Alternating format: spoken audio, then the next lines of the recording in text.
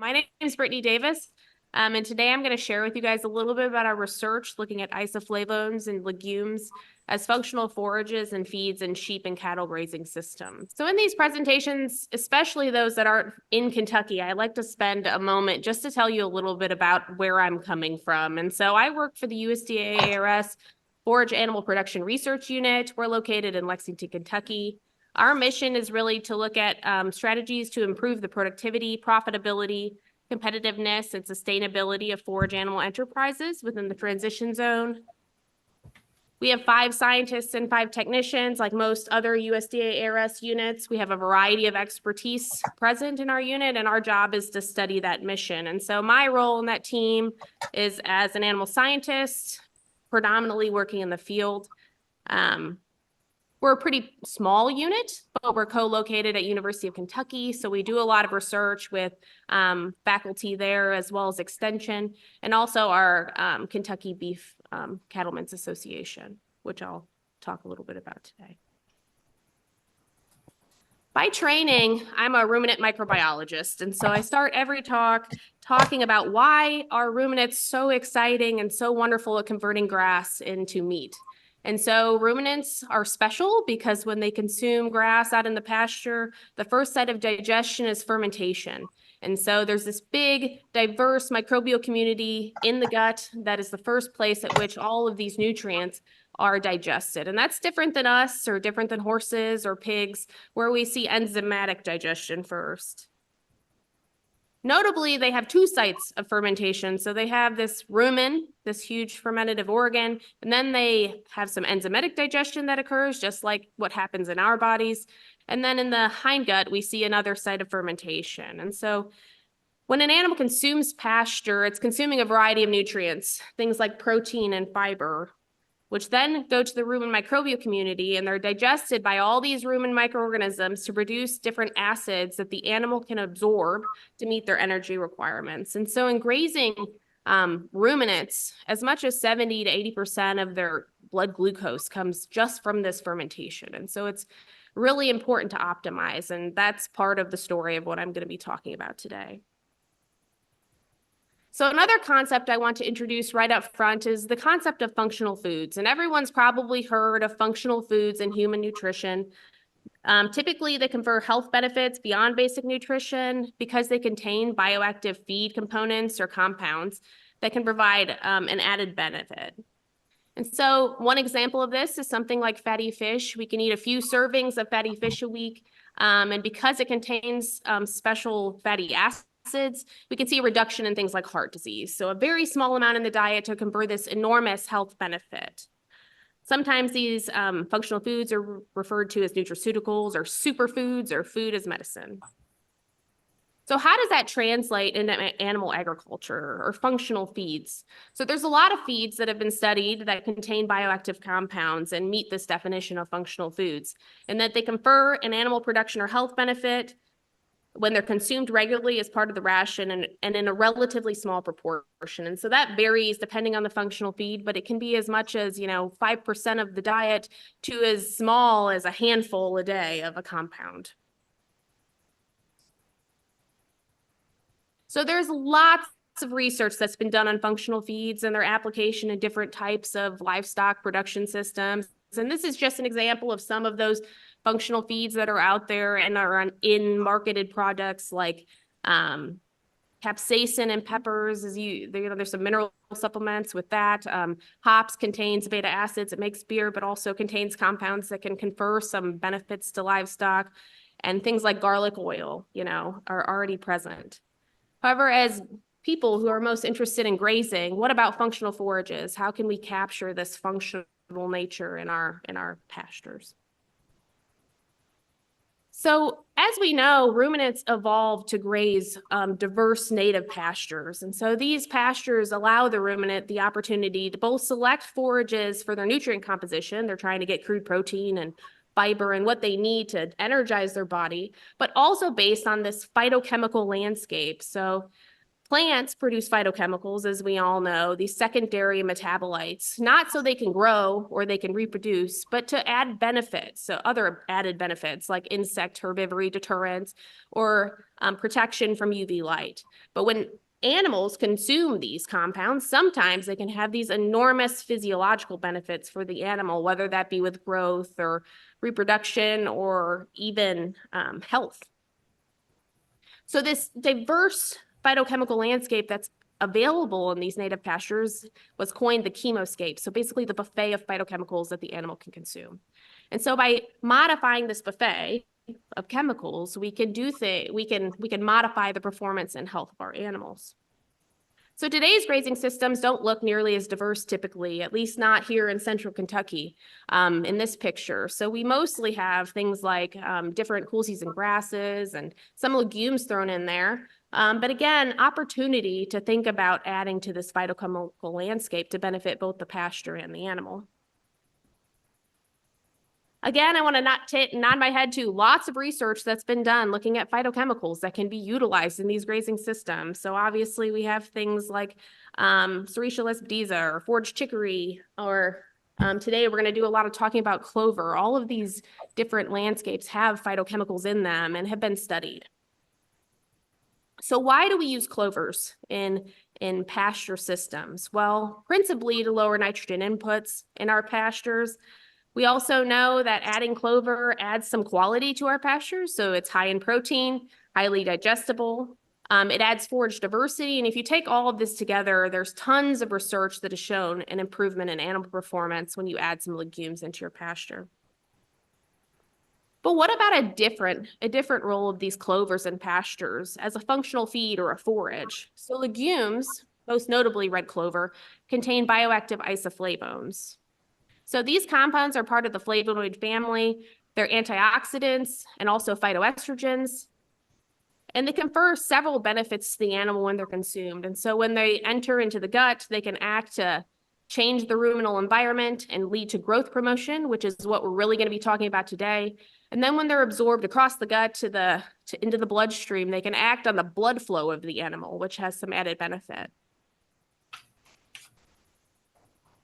So the concept of altering the rumen microbial community to improve performance is long been done. So we use a lot of antimicrobial growth promoters, or did use a lot of antimicrobial growth promoters in livestock production, things like Bovatec or Rumensin and cattle diets. So what is an antimicrobial growth promoter? It's an antibiotic or other antibacterial agent that selectively will kill different bacteria in the rumen, altering how those nutrients are utilized, and then allow the animal to gain more weight and improve their feed efficiency. So if you think about that in terms of something that we're more maybe akin to, the pasture and how we manage pastures, we have forage species within that pasture, grasses and legumes that we want to keep around because they're important for our animals' performance. And then we have weeds that we spray out with herbicides, right, that we're trying to get rid of because they're decreasing the productivity of our pasture. And we really don't need them around to improve the forage species. In the rumen, there's the same concept. We have fiber-type forage species. In this case, we have bacteria that are adhered to a forage particle. These bacteria are particularly important in the rumen. We want to keep those around and support their growth. And then we have wasteful species like these methanogens attached to this protozoa here. Everybody knows methane emissions, right? We want to kill those archaea in the rumen. So when we look at antimicrobial growth promoters conventionally and how they typically work, it's to change protein utilization in the rumen. And so this is a schematic that kind of illustrates how that works. So if an animal is not consuming any antimicrobial growth promoter, but is consuming dietary protein, that protein enters the rumen where it's fermented by this big bad group of bacteria called hyperammonia producing bacteria. And so these bacteria will take all of that protein, digest it really quickly, and produce an enormous amount of ammonia. And so that ammonia can be utilized for different functions with bacteria, but typically most of that ammonia is just excreted in the urine. So a good chunk of the nitrogen that's coming into the diet is just being wasted and put back out on our pastures, or at least not available for the animal. However, when you add in a ruminal antimicrobial growth promoter, what you see is that it selectively kills those bacteria that are wasting that ammonia, and therefore that protein that's coming into the diet will pass through the rumen and make it to the rest of the digestive tract where it can be utilized and absorbed by the animal to be used for growth and meat production. And so by doing this small change in the rumen microbial community, we can really influence that animal's performance. Another reason why we are thinking about alternatives and phytochemicals for use in livestock production is obviously the veterinary feed directive. So we're trying to reduce the use of these conventional antimicrobial growth promoters and find some natural alternatives that can be utilized. So another important group of microbes in the rumen are those that use structural carbohydrates. And I referred to these earlier as our beneficial species or forage species. And so the enzymes that break down fiber are strictly microbial. The animal cannot break down fiber in its diet on its own if it didn't have these bacteria and microorganisms present to do so. And so supporting that community is very important if we want to think about animals that are grazing high fiber diets like those when they're grazing forage out on the pasture. However, some of these antimicrobial growth promoters that have been used historically actually kill these bacteria. And so there's been a lot of research evaluating some of these conventional antimicrobial growth promoters, and we often see, it's a busy table, but just looking at the up and down arrows, you can see there's a variety of results that can occur when you add in these ionophores into grazing systems. And so sometimes you see some benefit, sometimes you see no effect, and sometimes you see even detriment to the performance of animals grazing. And that may be linked to their effect on fiber utilization in the rumen. And so alternatives that don't impact fiber utilization are of interest as well. So spinning all the way back to our isoflavones, specifically biocanin A, our research group has spent about 10 years evaluating this isoflavone as a selective inhibitor in the rumen. And so what biocanin A does is that it inhibits protein fermentation. It kills out those hyperammonia producing bacteria, the bad guys that I was talking about, but it promotes fiber utilization. So it doesn't kill those fiber utilizers. It acts by a different mechanism, and so they're not susceptible. This has been shown to result in increases in those acids that the animal can use for energy. And then we've also had some really promising benefits of applying these compounds in grazing ruminants. And so today I'm going to spend some time talking first about some of our beef cattle research on the subject, and then move into some of our small ruminant sheep research, more recent research on the subject, to tell you a little bit about how we can apply these in grazing systems. So again, what about pasture? So the first question we wanted to ask ourselves was, does it work? And so we set up this really simple grazing study where we had 3 different treatments. We had steers that were assigned to a pasture-only treatment, so just consuming cool season grasses out in the pasture. We had a dried distillers grain supplemented treatment where steers were consuming just dried distillers grains as a protein supplement. And so why we use dried distillers grains is it has no isoflavones in it. It doesn't have any special phytochemicals. So it's a good protein control. And then we had the same amount of dried distillers grains, and we just sprinkled some biocanin A on top, a very low level of biocanin A into those diets. And so when we look at average daily gain in this figure here, you can see that adding biocanin A on top of the dried distillers grains increases performance dramatically. And so we see a 29% improvement in performance just by sprinkling some of this compound on top of their dried distillers grains every day. So this effect is all well and good. Yes, it works. That's wonderful. However, we can't afford to go buy purified biocanin A and sprinkle it on top of our dried distillers grains every day. It's not economically relevant. And so looking at ways that we can supplement in this biocanin A and still see these benefits were of interest moving forward. So the next study we conducted was pretty similar. Again, we had some grazing steers. We had a pasture-only control and a dry distillers grain treatment, same as before. And then we had a low red clover and a high red clover supplemented treatment. And so we use red clover hay as the delivery mechanism for our biocanon A in this case, something a bit more economical.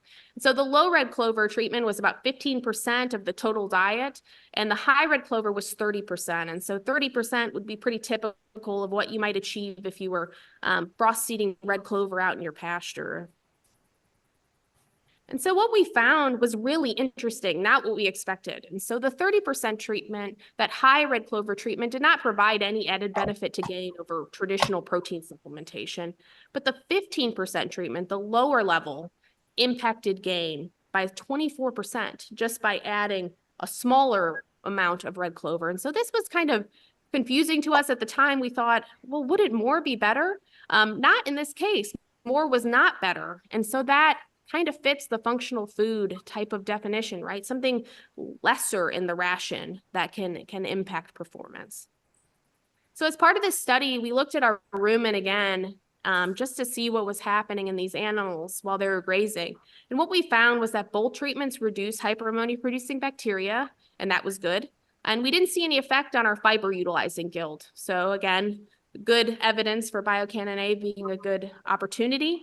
But we did see an improvement in hay digestibility over these treatments, and the low red clover was better at doing so. And so again, this concept of a lower level being most effective.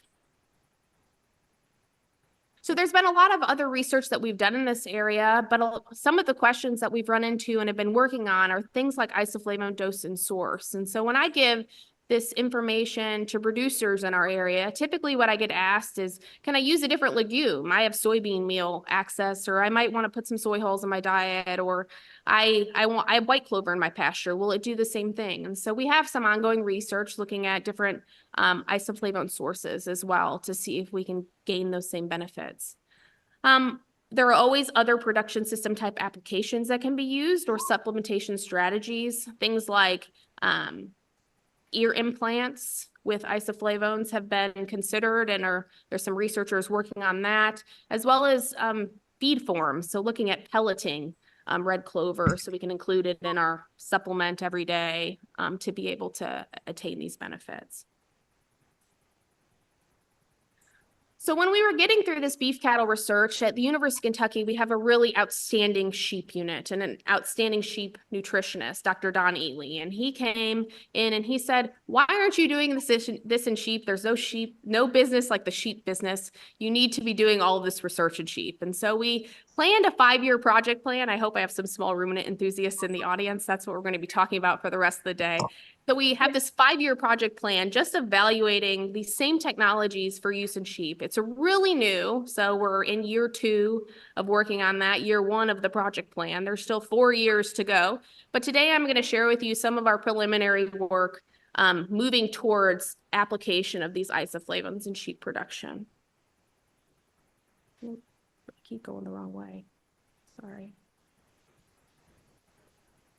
So why sheep? The United States is not a particularly large sheep producing country, but it does have substantial economic benefit. And so the total U.S. impact as of 2017 by the American Sheep Industry Association was about $5.8 billion, with direct impacts of sheep and sheep-related products of about $2 billion. And so anything we can do to improve that production, and also I think small ruminants are a really attractive option for grazing systems, and so maybe provide benefits that would increase the use of small ruminants in the United States would be excellent.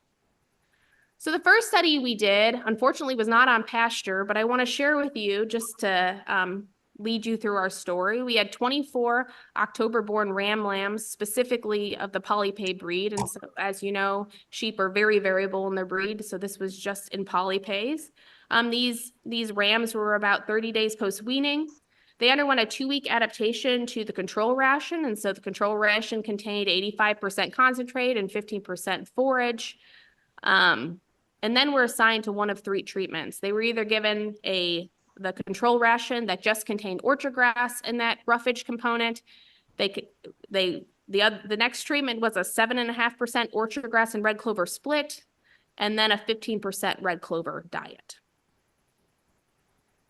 So as I mentioned, all treatments were 85% concentrate. So this was more of a high carbohydrate type diet and 15% forage. The concentrate was corn and dried distillers grains. And so those were adjusted to make the diets have the same amount of protein and the same amount of energy. And so that wasn't necessarily impacting the results. The roughage component was substituted out in order to get these red clover treatments of 7.5% and 15%. And they were allowed ad libitum access to these diets, and with the concept that we could look at things like feed efficiency. So here's some of the results from the study. And so how it's broken out here, we have average daily gain as part A, daily feed intake as part B, and then our feed conversion ratio as part C. I've split this out into 3 different periods. The first set of bars is day 0 to 28. And so the first month of the study. The second group of bars is day 28 to day 56, or the latter month of the study. And then finally, we have the whole study put together for each of these variables. And so the reason why I split out these time periods is so these sheep are rapidly growing from day 0 to 28. And you can see here that we didn't really see much of an effect on feed intake or feed conversion ratio in this period.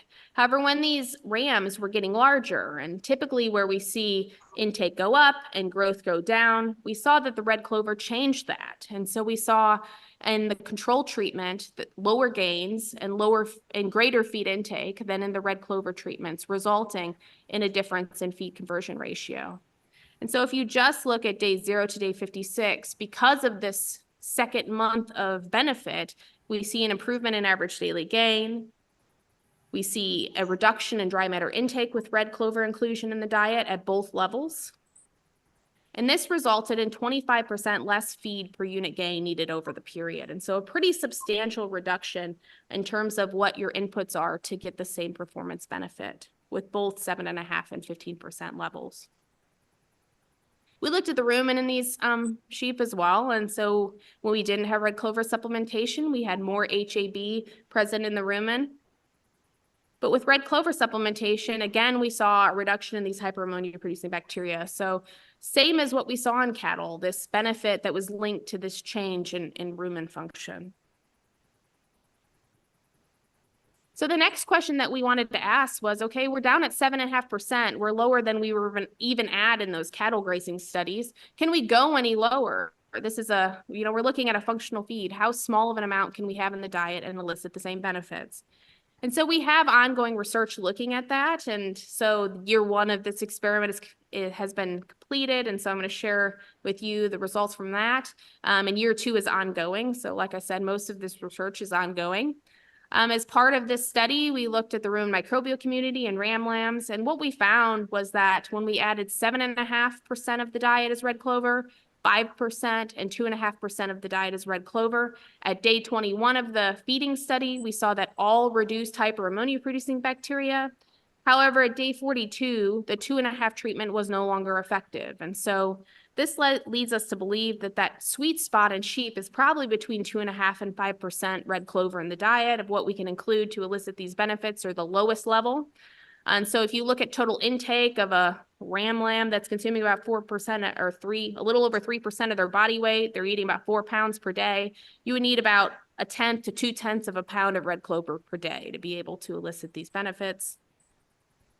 So this study is part of a larger study. So there's a lot to come next on this study, like feed efficiency data to tie and see if we get the same benefits with a reduced HAB in these lower levels.